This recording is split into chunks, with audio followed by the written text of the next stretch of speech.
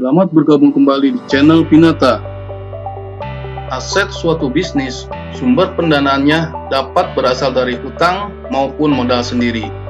Sehingga ilmu akuntansi membuat formulasi dasar sebagai pencatatannya, yaitu nilai aset sama dengan jumlah nilai hutang ditambah modal sendiri. Dari persamaan dasar akuntansi ini akan sangat mudah untuk dipahami bahwa di dalam menjalankan kegiatan bisnis, jika kita tidak memiliki cukup sumber dana dari modal sendiri, pilihannya yaitu dengan memanfaatkan sumber dana dari pinjaman pihak ketiga atau sering disebut juga dalam akuntansi sebagai hutang atau kewajiban. Ada sebagian kalangan berpandangan bahwa hutang lebih dekat dengan kegiatan riba. Jelas pandangan ini tepat sekali apabila hutang diidentikan dengan pinjaman kepada lembaga keuangan yang menerapkan jaminan dan imbal balik berupa biaya bunga. Namun ilmu akuntansi mendefinisikan hutang atau kewajiban ini lebih luas lagi.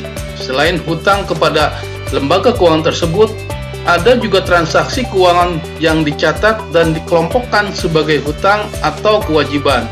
Di antaranya yaitu term of payment dari pihak supplier atau vendor, uang muka penjualan, pendapatan diterima di muka atau pre-order, serta biaya yang masih harus dibayar. Semua transaksi keuangan ini dalam akuntansi akan dicatat sebagai bagian kewajiban atau hutang jangka pendek di dalam menjalankan kegiatan bisnis. Pilihan penggunaan sumber dana pinjaman atau hutang ini tentunya memiliki resiko dalam bisnis. Untuk itu perlu dilakukan manajemen atau pengelolaan hutang yang baik. Tujuan dari manajemen hutang yaitu untuk menjamin bahwa perusahaan memiliki kecukupan atau ketersediaan kas untuk memenuhi kewajibannya, baik kewajiban jangka pendek maupun kewajiban jangka panjang. Bagaimana cara untuk dapat melakukan manajemen hutang yang baik? Yaitu dengan membuat perencanaan, melakukan pencatatan, serta melakukan review sehingga akan meminimalisir kemungkinan resiko buruk yang dapat merugikan kegiatan bisnis. Salah satu alat ukur yang digunakan untuk membantu para pengambil keputusan di dalam pengelolaan hutang ini yaitu dengan menggunakan rasio keuangan seperti rasio likuiditas maupun rasio solvabilitas. Rasio likuiditas dapat digunakan untuk menilai kemampuan suatu bisnis di dalam memenuhi kewajiban jangka pendeknya dengan cara menghitung besaran rasio lancar, rasio cepat, dan rasio kasnya.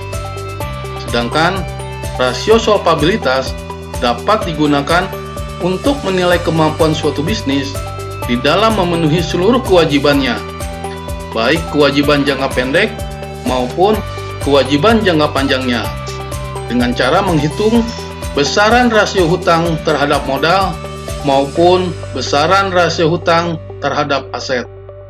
Buat rekan-rekan, jangan lupa subscribe, like,